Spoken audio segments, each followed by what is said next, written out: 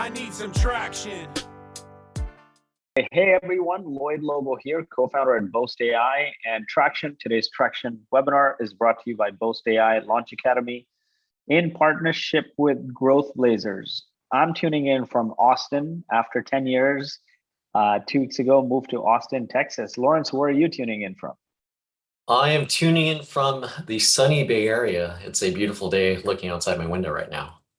Awesome. Yeah, it's the weather. The one thing is nice about the Bay Area is it's always pleasant, but can also be a little unpredictable. Yeah, absolutely. Definitely. So great topic today here. Lawrence Huang is the VP product at Cisco Meraki and here to share top 5 ways to scale your company with simplicity. And Lawrence is not new to the game. He's been a part of 2 exited startups. He was original member of 2 successful startups, Meraki, which Cisco acquired, and then Cognet Microsystems, which was acquired by Intel. And Lawrence is here to tell us all about how to grow from a startup to a large company without losing that startup mentality and how to hit peak velocity. You know, I wrestled with this as well. We went from like 30 people to 130 people in 1 year. And, you know, one of the biggest things is as you grow, you start adding processes and you start adding people from larger companies that bring with them heavier processes.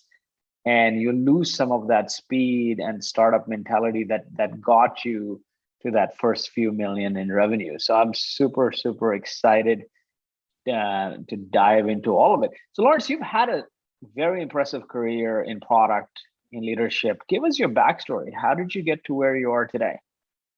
Yeah, I mean, if I go back to the beginning, you know, I was an almost consultant out of undergrad, but you know, this professor I was working for at the time, doing some you know, undergrad research, he asked me like, "Hey, do you actually want to, you know, go to grad school and you know, continue on this academic journey?" And I you know, was sold on the idea. So I ended up jumping into you know, engineering grad school.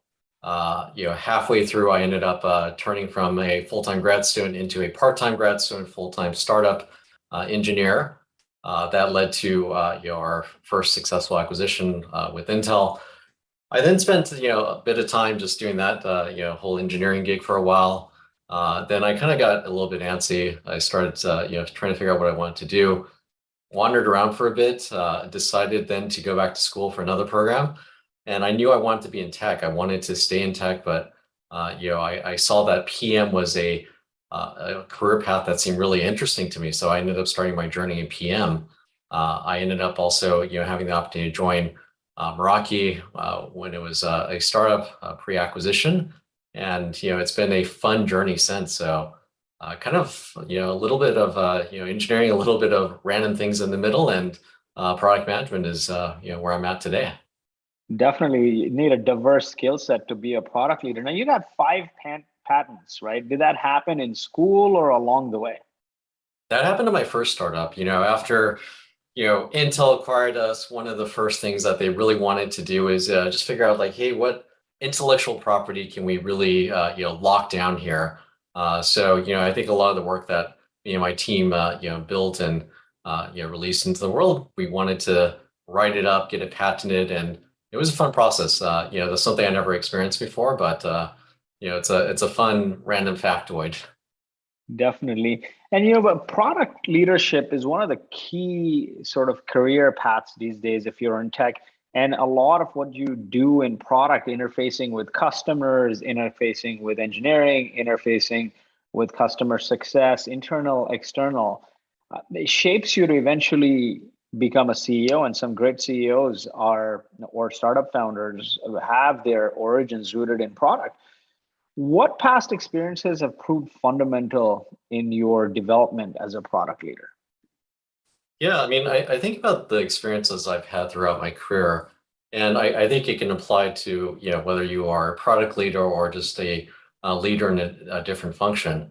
In many ways, like I think a lot of the, you know, skills and qualities that you know, good leaders have, they're universal across you know, functions. But for me, you know, I think one of the experiences I had is, you know, grad school was, you know, and startup life, that was tough. Like that was definitely one of those moments in my career where you're really grinding it out. And that's one where I realized, like, I don't have to be the smartest guy in the room, but if I'm motivated, if I have the hustle and the motivation, I can get through any roadblocks. And I think that's been something that I carried with me throughout my career.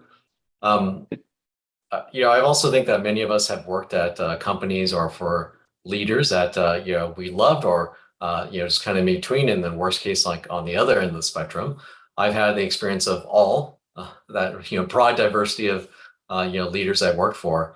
And for many of those experiences, I really learned about the value of team and culture, and what it means to develop a good culture. So it's like it gives me a good compare and contrast, and then really just understanding, like, this idea, like, are you working for a place that really fosters this idea of innovation, growth, and development, or are you working for a place that really is more limiting? And those are things that I carry with me as I look at running this organization, continuing to expand it and grow it, and really taking some of these lessons to heart here. Definitely, that's some great advice. So let's dive into product then, because you're so deeply tied to product, and a lot of your career spent in product. How should startups think about building products as they go from idea to product market fit and potentially hyper growth? Maybe if you were to start a company today, how would you build your product? How would you determine product market fit? How would you drive hyper growth? Yeah, I think that's a fun question. I don't know if you're a fan of Adam Grant. I am, but one of the things that I love that he says is that great entrepreneurs are risk mitigators, not risk takers. And I think at this stage of my life, if I were to do another startup, that's something that I would take to heart. I generally look for a few different things when I look at an opportunity, whether it's expanding our product portfolio, or if I'm evaluating a startup. Is there a large addressable market that we can go after? Is the competition in that market, is it concentrated, or is it fragmented? Is there a lot of innovation happening in there? My thesis generally is I like to be in spaces where I'm not trying to invent new markets, but I want to enter into existing markets where there haven't been a ton of innovation. I think that there's been a lot of just like concentration of market power. And I generally think that's an opportunity for a team, to go potentially disrupt it. And then you really have to have this, belief that, look, in Silicon Valley, everyone talks about, the 10x engineer, or, 10x in value. Like, do you have the conviction that what you can build is something that is like, hey, this is something that will deliver true value? I like to think of it as like, hey, is this a antihistamine? Is this going to help, with my seasonal allergies, improve my quality of life? Or is this dialysis, like something that I can't live without, something that I want? And all of that is even before we get to product market fit here. Definitely, and you need those things, right? You need a large TAM, unless you're doing a sort of what do you call it, a lifestyle business or something that just you don't want to grow big. I think if you want to Yeah. grow big and take venture capital, the TAM plays a huge impact into it. Talk a little bit about concentration of competition, fragmentation versus concentrated. What does that mean? Yeah, like I generally think of this idea that, if you're in a market where there's a few concentrated leaders in it, generally what that means to me is it's an established, mature market. It's probably sizable. And what tends to happen is, like, you get to that market share position, you don't want to become that company, but there is a tried and true history of being, fat and happy. And so that means that there's actually, spaces that, a nascent startup can insert itself, to disrupt that existing set of competition.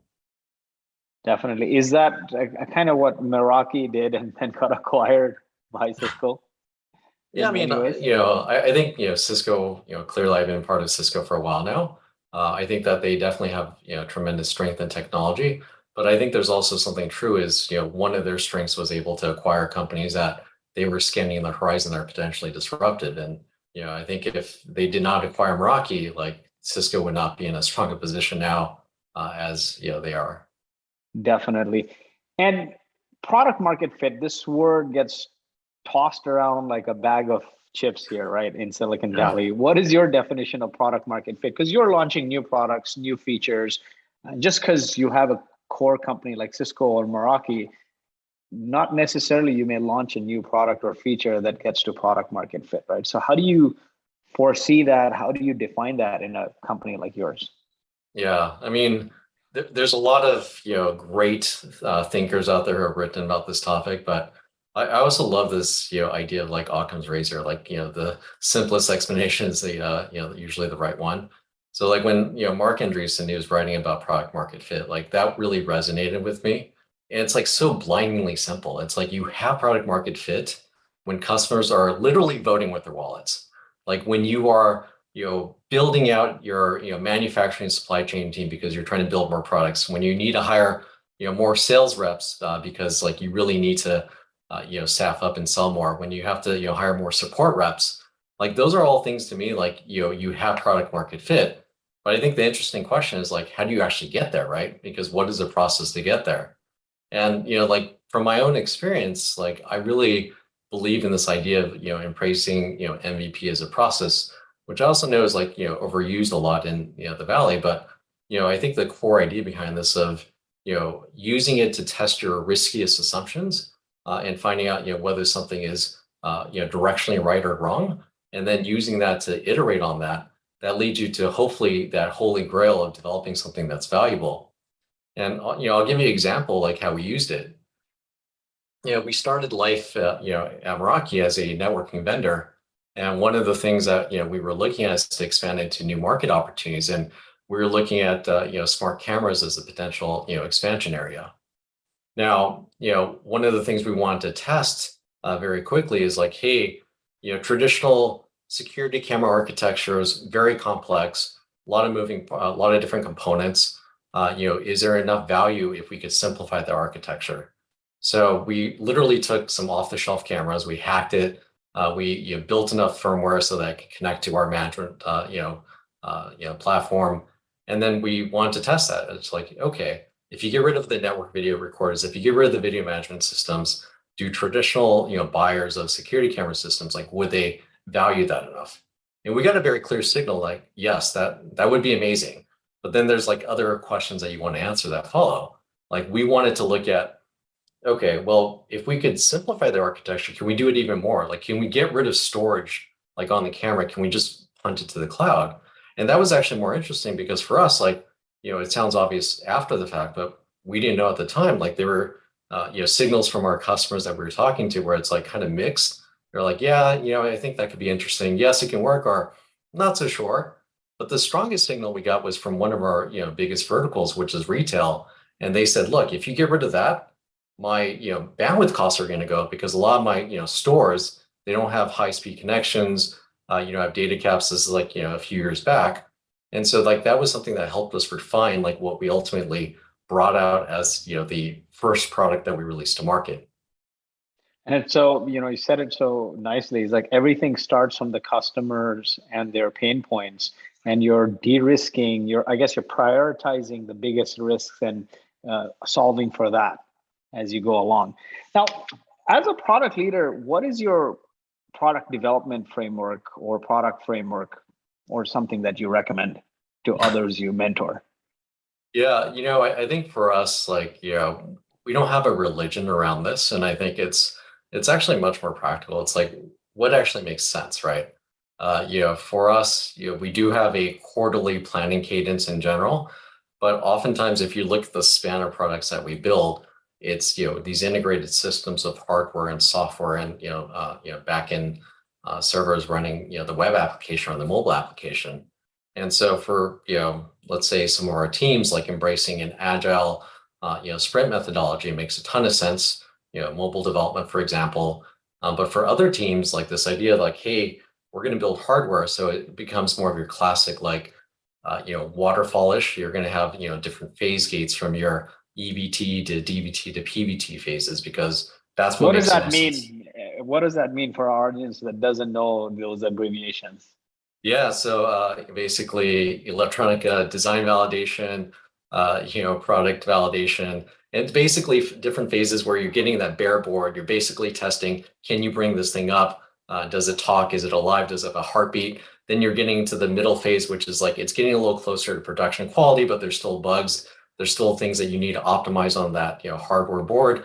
And then finally by that, last phase gate, you're getting to the point where it's pretty much the product that you're going to mass produce and start shipping and selling to customers.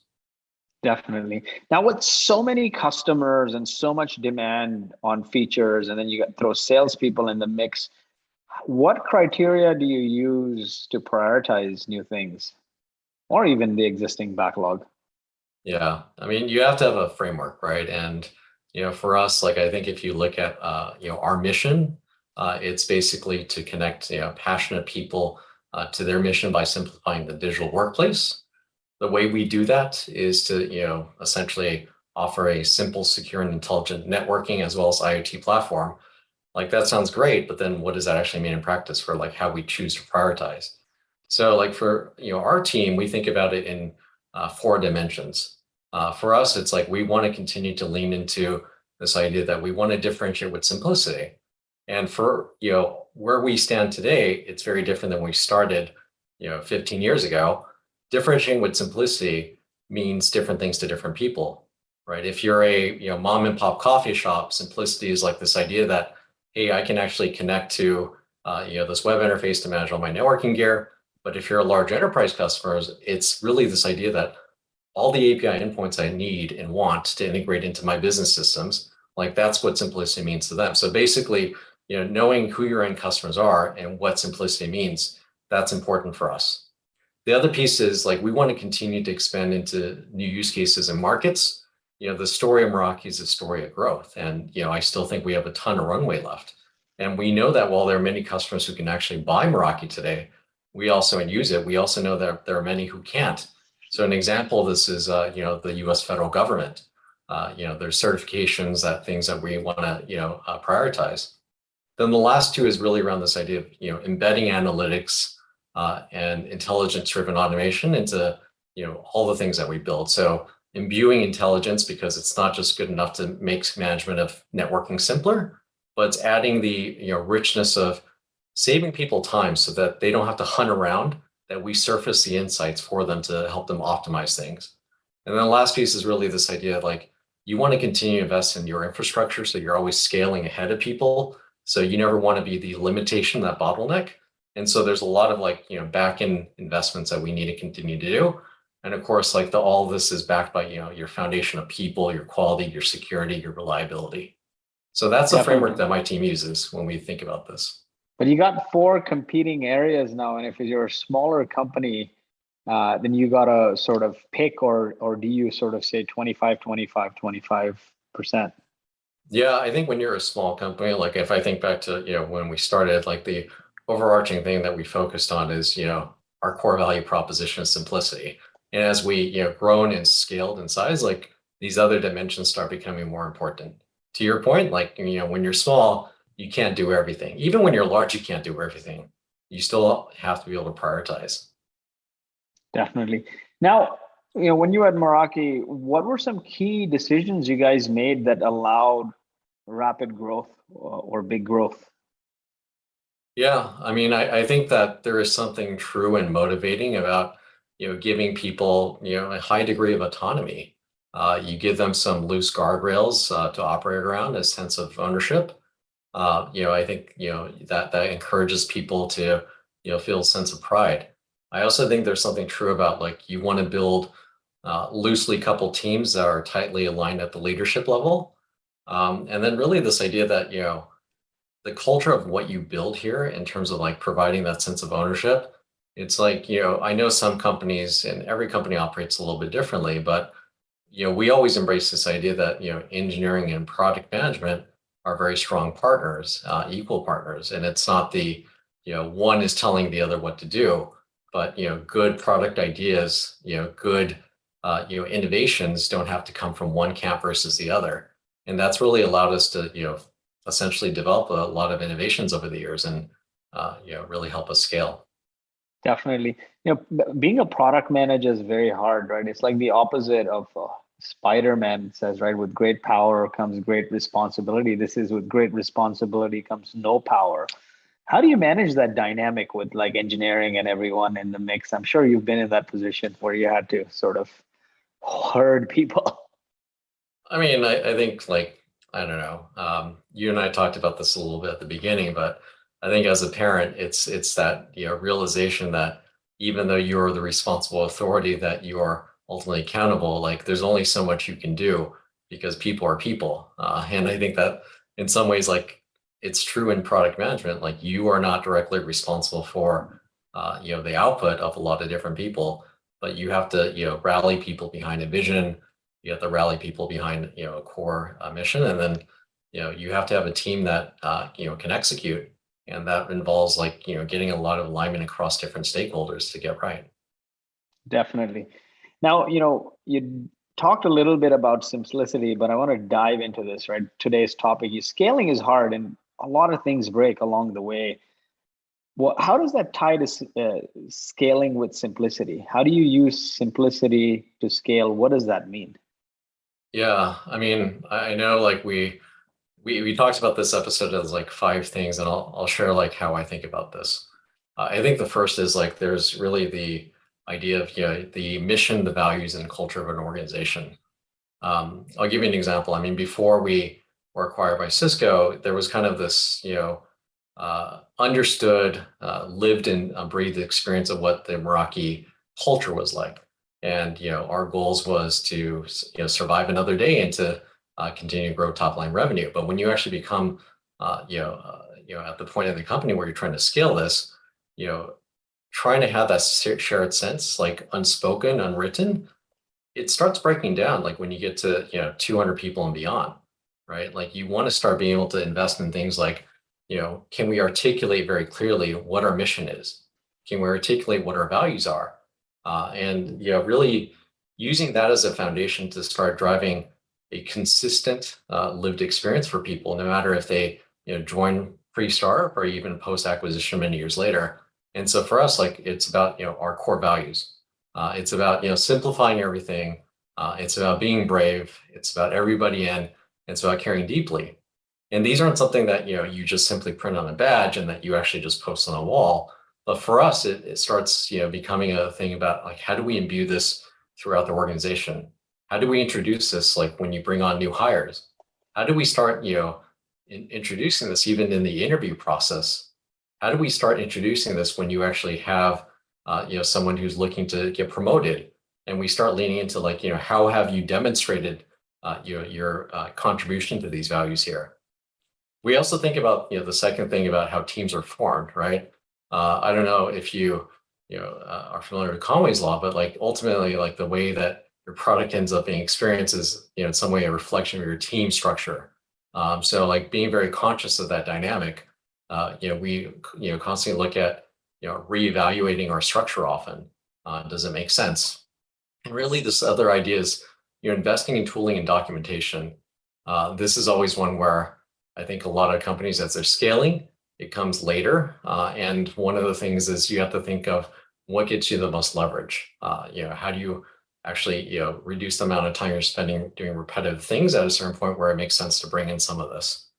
And the last couple, it's really this idea of continuously investing in your people and teams.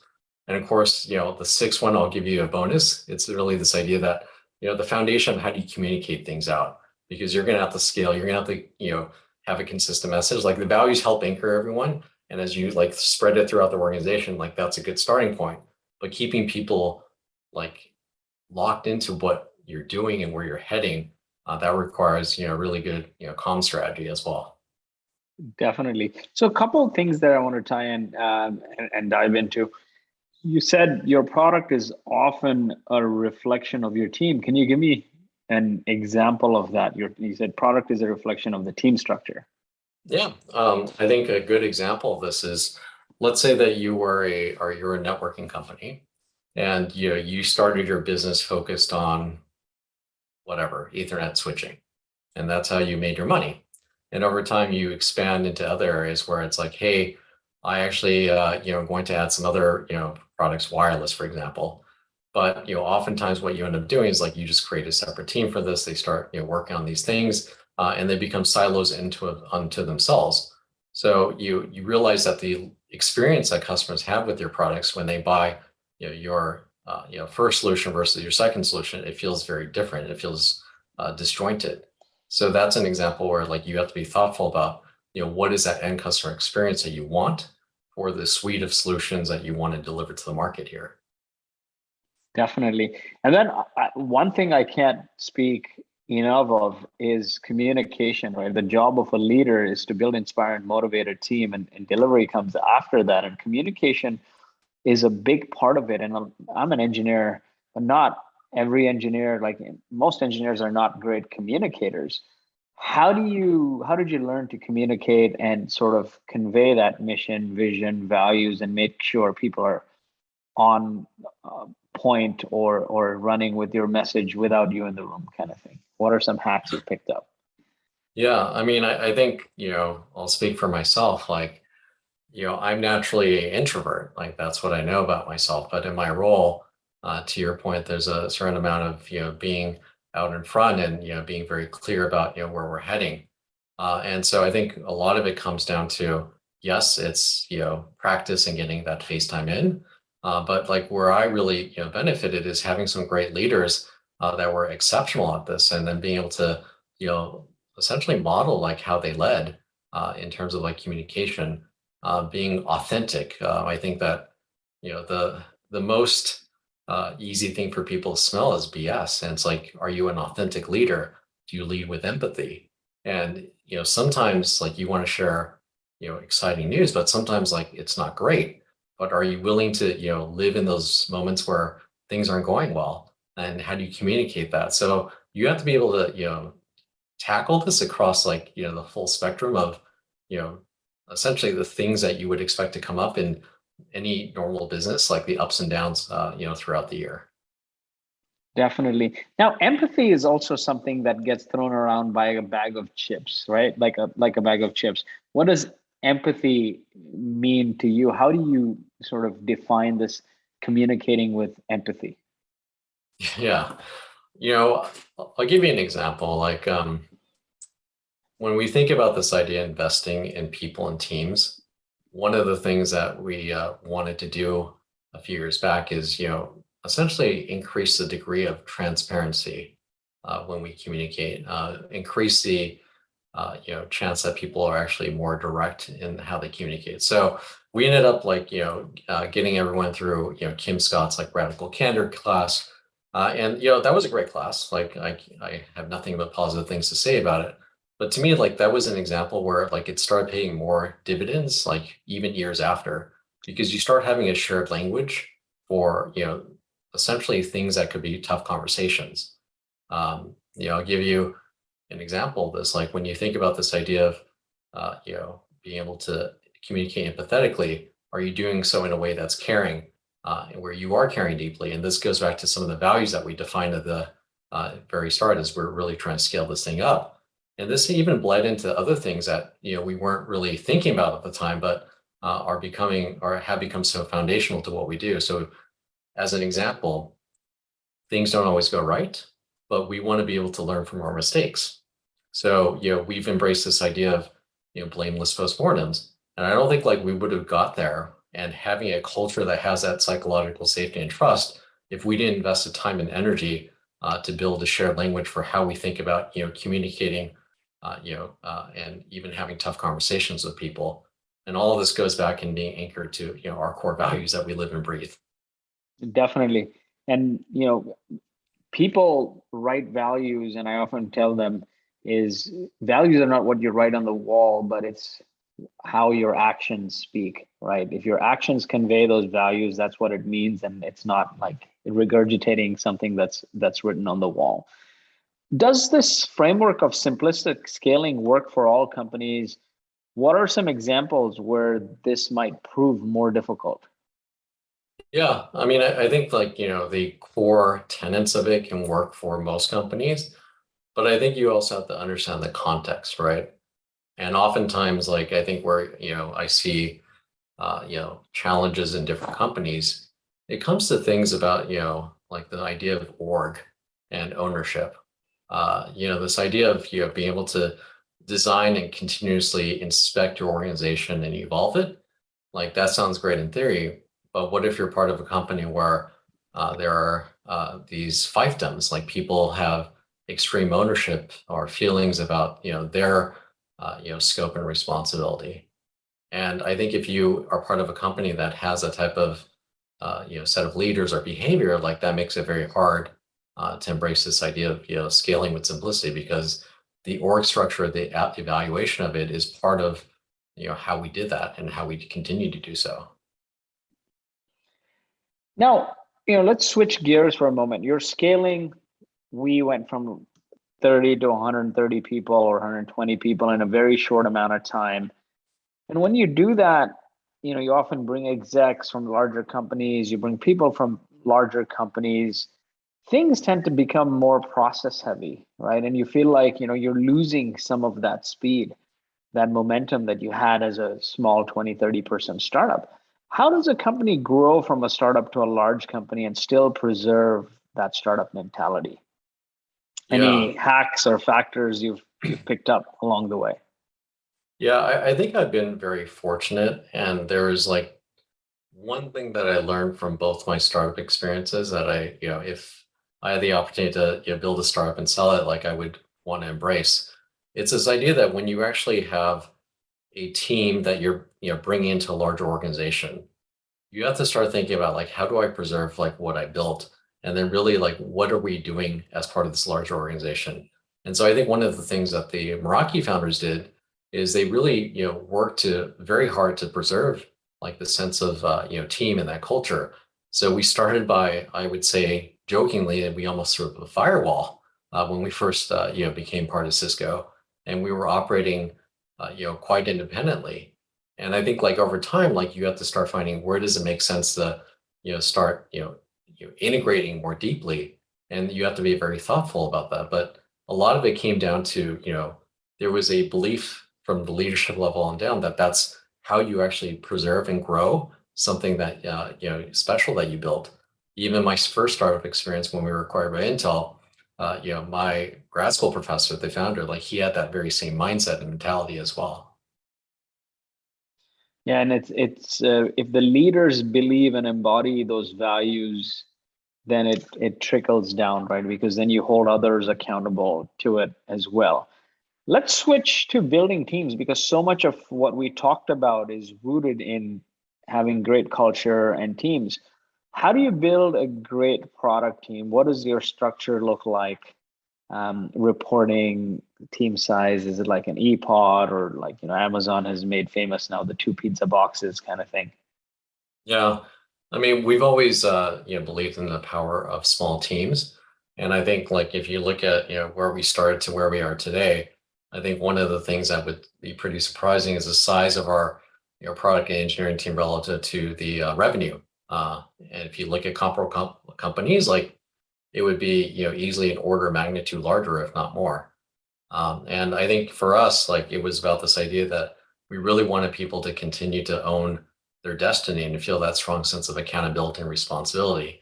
And I think that's really where the small teams come into play. So it's not just a small product team, but the collective whole of product design, engineering. Like they're still small teams, but like as we continue to scale, like you have to add special functions, you have to invest in more people, but still ultimately these different groups are still small teams that continue to be part of a greater whole. And that's really where that tight alignment at senior leadership becomes so critical, because you want to make sure that you're still steering the ship in the right direction here. And that goes to even like our planning process and how we communicate priorities. Now, when you say small team, how big is that? Because in some companies, a small team is 30 people, and in some companies, it is 5 people, right? Like, is there an upper limit in terms of number of people, and what are the ideal roles? Yeah. I mean, I think, the early days, the product team for, let's say, our wireless product, they used to be literally 2 people. It was the product manager, it was the technical product manager, if you will.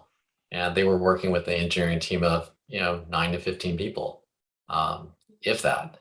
And even today, like as you look at, where we are, yes, we have, more product managers, we have more technical product managers, but they're still within their subgroup, like still working within that, 9 to 15-ish people. Um, and that's why you have to, maintain that alignment at the top here. Definitely. And it's you gain incredible speed when you work in small teams and you have immediate access, right? So you've hired a lot of people over your career. What tips have you picked up on finding talent that has worked really well for you in sourcing these great people? Yeah. I think, one of the things that I believe in is, if you are hiring, if you're a hiring manager, like you should be actively involved. It shouldn't be a hands-off activity where you're, relying on your recruiting team, no matter how good they are, because ultimately, like you want to be very directly, intimately involved in the process from, defining, what the skills are that you're looking for, the grading rubrics for the interview, looking at sourcing as part of your responsibility in addition to what sourcing teams can help with.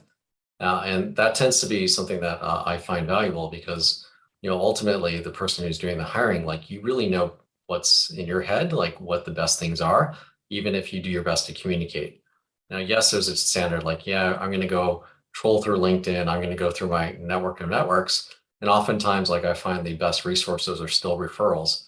And I think that becomes I guess, a motivation, if you will, to make sure that, you know, as you build your organization, it's one that is, people's best time in career. Because ultimately what happens is like, yes, at some point people will realize I've reached the limit of what I can do here, or I want to do something else. And they're going to, find new opportunities. But when they leave, you want to make sure that they are thinking that this was an awesome place to work. If I have friends who want to work in this area, I'm going to refer them. And I think that, virtuous cycle of making this place, a best time in career for people, that helps with the referral engine.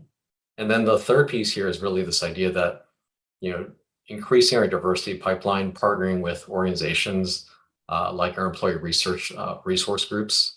Like this is something that, we can do a lot more of. And I think this is one area where I definitely want to see more focus on. Do you have any favorite interview questions to determine who's the right sort of alignment on values and culture? Who you would jive or who would jive well with on your team?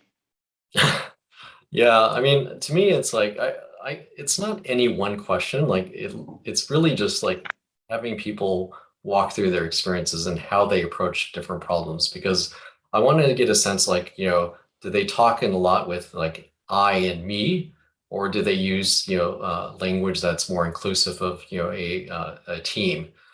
Do they spend a lot of time talking about like their wins versus the team's wins. And I think those are like some of the biggest signals for me, like whether they are going to be a good quote unquote culture fit, rather than just someone who is a smart individual who knows the foundation and the basics of being a great product manager. Definitely. Is there a sort of a favorite question or a question that always trips people up that you ask, or you're not one of those guys? Yeah, I don't tend to do that to people. I think being candid and straightforward, like that served me well. Like I think trying to come up with brain teasers or trick questions, like I think if I were in the candidate shoes, like would I want to work for an organization that has that type of mentality and mindset? No. That's a great way to put it. Yeah, do unto others as you expect to be done unto yourself. But you talked about scoring rubric. Can you give us some highlights of how people should think about it? Because I feel like one of the key things you can do as a founder, as a leader, as a company is recruiting. And a lot of people just recruit to fill the job. They don't recruit to make people's careers, right? Very few companies have that mentality because they get tired of interviewing. They just get tired. They look at it as a necessary evil. So I wanted to get some insights on your rubric for scoring. Like, how do you think about it? Yeah, I mean, I think it's like, what's the role that you're trying to hire for, defining the skills up front and, writing the questions to the skills. Like, I want to understand, how well someone communicates. So I have portions of the interview designed to, try to suss that out. I want to understand like someone's technical acumen or business acumen. Like these are areas where like we start writing specific questions that we review with the interview panel. And basically we start walking through what's a bad answer, what's an okay answer, what's a potentially great answer. And obviously those aren't the only possible answers to a given question, but it gives the interview panel, guidelines. And then we start assigning essentially different roles. So like, different panelists will focus on a set of skills compared to other ones. And at the end, we bring it all back together and we, discuss and review and hopefully are able to compare against, a few different candidates at the same time. Like, yes, it does get boring. Sometimes it gets repetitive, but to your point, it is literally one of the most important things that you can do, to make sure that you continue to bring in great talent into the organization. Definitely. You're such a sincere person. I feel like, hey, if I was not an entrepreneur, I'd come work. I'd want to work for you just from this conversation. So, a question for you right now, with everyone sort of living, working from home, everything mixed up, how do you continue to grow without burning people out? Because I feel like the lines between work and home are severely blurred. I feel like people are working more because they're glued to your laptop or cell phone. What are some things you encourage that there's no burnout? Yeah, I think there's a few things that I've done along with other leaders in our organization. I think first off, like whenever someone joins a team and they're my direct report, I'm very clear in terms of the way I work. So they are not caught by surprise. So as an example, I may tell a new member of the team, hey, I may send you messages at 10 p.m. at night. And there's no reason that you should ever respond to those or feel like you're obligated to, but it just happens to be my working style and when I can find time to get some work done. And so like making it clear to them like what my personal style is, like that's a good starting point. But then you look at the factors that drive burnout, right? A lot of it is like, hey, I feel like I'm in this never-ending like TV marathon, like I'm watching video after video. So like one of our engineering leaders, like he proposed this idea of coming up with meeting breathers so that every 30-minute meeting you start 5 minutes after, every hour meeting you start 10 minutes after, so that way you actually give people a little bit of downtime between meetings so that they can grab a snack, grab coffee, a bio break, whatever it is. And as simple as that sounds, it's been amazingly helpful just to kind of break up the day a little bit. We've also started looking at this idea of like, hey, no meeting Fridays. I think that's actually a misnomer because I think the reality is, no, it's actually fewer meeting Fridays. So I work to schedule my time. So all my meetings on Fridays are in the morning and I reserve my afternoons for different things, whether it's, personal work that I need to get done that requires more blocks of thinking, or maybe I want to participate in one of our employee resource group events. So we actually moved a lot of those to Fridays so that people can participate as we move to this fewer meetings Friday. We've also, as a company, provided things like, days for me. So free PTO days that are company wide, scattered throughout the year. And that's been also just like another like boon because you feel like, hey, there's more natural breaks in the year other than my PTO and, federal holidays, if you will. Yeah, and you talked about resource events. What are those that you guys Yeah, look to provide so us? employee resource groups, people who, essentially identify with a, given, a group. So whether it's, our Connected Black Professionals group, whether it's our Asian Affinity Network groups, whether it's the veterans, whether it's people who want to give back and volunteer their time, like these are things that we've done as a company. And actually, one of the things that I love that Cisco has done is they actually give employees, essentially, a set number of days a year where it's not PTO time, but it's basically volunteer time off. So people embrace that because there are things that they're passionate about where they want to give back to their community, and it's encouraged. And basically, from a leadership level on down, we look at whether people are participating in these things or not. So that's another way to help try to reduce the burnout effect, if you will. And Definitely. yeah, Sorry, go on. You were saying? no, I mean at the end, like there's always things that you can try. I think it's you have to be willing and really listen to understand like why people are burning out, and be willing to experiment to try to reduce that sense and that feeling. Do you see sort of there's this concept of great resignation, right? And people are just leaving. Have you experienced that or seen that? What is your take on that? Yeah, I mean, I think it's like, of course we're impacted by that. I think for a lot of people, it's the great reevaluation. It's looking at, what makes you happy in life and, what motivates you. And I think for us, like, yeah, I mean, this is something that, we are aware of. It has impacted us as well, but we try to, as I said, make this, people's best time in career. And I think that's really helped us as well. Definitely. Now we talk about leading teams to peak velocity, right? Was one of the themes here. How do you do that? What are the most factors to ensure that your teams are on track and your teams are performing at peak velocity without sacrificing their core values? Yeah, I think it's, as part of, scaling with simplicity, you have to have this idea of introducing inspection points along the way because you never know where the hot spots in your business that you need to address are. So, whether it's through, the one-on-ones that you have with your team members, whether it's through formal program check-ins for, initiatives that you're running, you need to be able to understand, like, where do I need to go focus? Is it, causing issues because different teams and departments are having problems working together because of personality conflicts? And, you want to surface those type of things early so you can start, working with those teams on addressing it and hopefully, coming up with solutions for it. So I think that the inspection and the rigor of that, I think that's important as you continue to scale. And at what points do you sort of structure these or position these inspection points? I think it depends on what depends on what you're looking at, right? So, some of the major programs that we run, like maybe it makes sense to, have monthly readouts. Maybe it's quarterly. Maybe some things are just more time sensitive, and it's actually just a, special, group that you spin up to go work on it.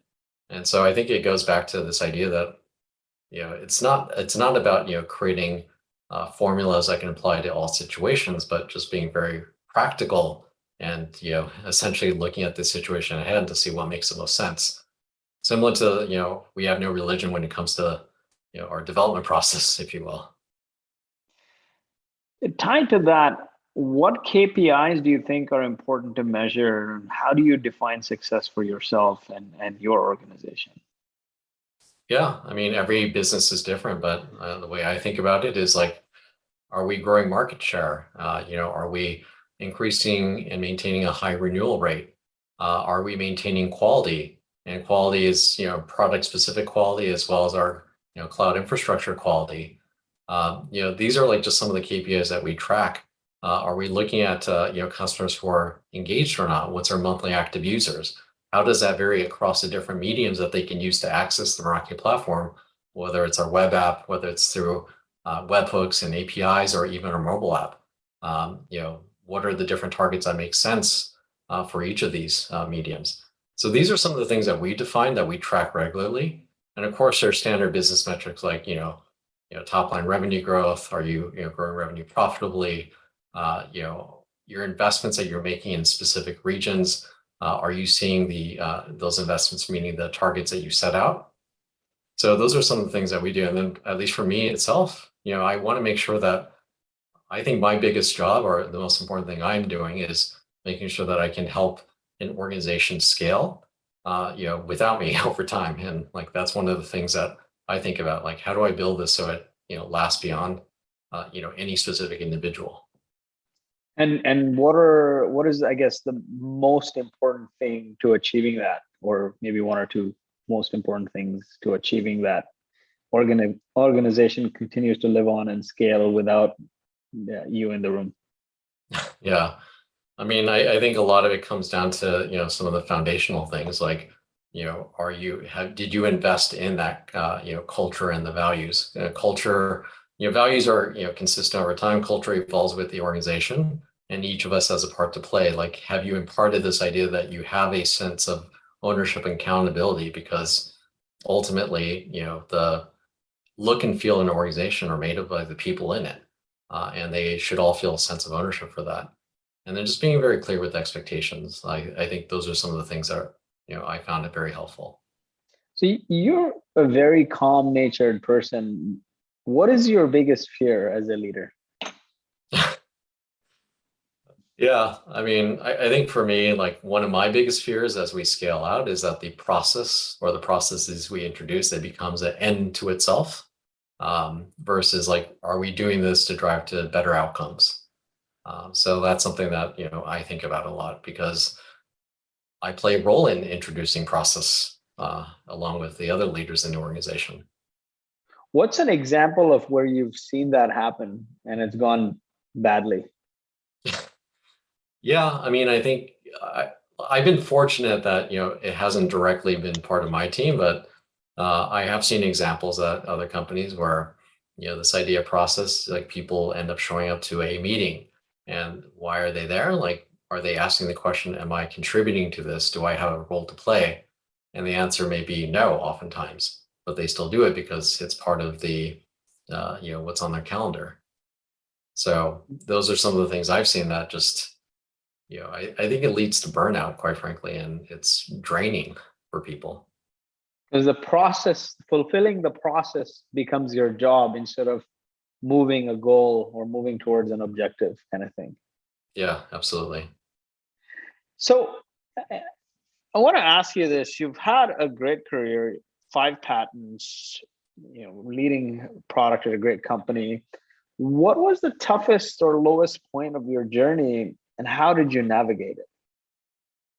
Yeah, I mean, I think for me, it was probably my first go around at grad school. Like, I literally had a moment where I was thinking of quitting because I was like burned out. I didn't know if I was spending my time in the best way possible.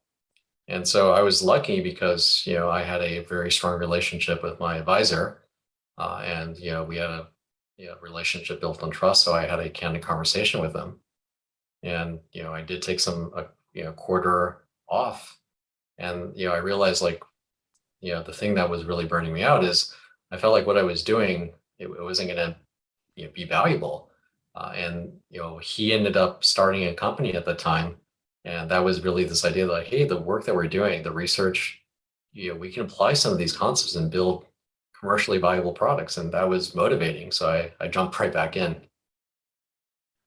Sometimes taking 2, 3 months off really recharges your brain and helps you think properly, right? It's akin to putting the oxygen mask on yourself before saving the kid next to you on a plane. Yeah, Kind of thing. absolutely. What is one piece of unconventional advice that people typically ignore but shouldn't? I actually don't know who said this, but I think it's like, it was this idea that, Costco wins by losing customers. And the reason why like that rings true to me is I think about that in the context of what we do here. And like the idea behind that saying is like, there's a barrier to membership. They're self-selecting. People who can afford the membership are the ones who are their customers. They have a limited selection of goods. They don't have everything under the sun, but they mix it up enough that people are motivated to, keep coming back and shopping. And in the Meraki context, like, if I reflect back on, when we started this, journey on expanding our networking portfolio, there were a lot of naysayers out there who said, well, you can't do this unless you have every single feature under the sun. And we had this different approach, which is actually, no, that's not what people want. They want a better experience. They want to spend less time in front of these, terminal windows. They don't want to spend all this time like configuring this stuff. They want it simpler. And I bet you they're willing to give up, capabilities and functionality to get there. And so that served us really well over the years and continues to do so. I fundamentally believe in that. I think adding more features that nobody uses is a recipe for disaster. You can build a pretty big company, at least to 10, 20, 30 million in revenue by serving one kind of customer and delivering one kind of value and doing it really, really well. And a lot of companies have been built that way. Across your journey, are there any books that you read that have sort of shaped your life and your career that you recommend? Yeah, there's a lot of great classic product management books. I'm a big fan of Lean Startup. I also think that, Hype Output Management by Andy Grove, that was phenomenal, especially just like his viewpoint on the value of one-on-ones. That really changed my outlook on them. And then, these days I don't spend as much time reading, PM tech books, but I spend a lot of time looking at different Substacks on different topics that, try to help make sense of this world, whether it's about, the pandemic or what's happening with politics and why we're where we're at today. I could never bring myself to read. So my biggest hack was I've interviewed over 300 people, and I bring two smart people a week like yourself and interview them and try to gain some of that knowledge. Awesome. This has been a fantastic conversation, Lawrence. How does the audience follow you? Are you active on any social channels? Yeah, I joke with my peers and my family that when it comes to social media, I'm totally a Luddite. So the only active, social media channel for work is LinkedIn. Awesome. So Lawrence, thank you so much. Great conversation. Folks, the recording will be on our YouTube channel. Just search for Traction Conf on YouTube. We got 300 plus videos. Have a wonderful rest of the week, and wishing you great success, Lawrence. Hey, thanks a lot. Pleasure talking to you.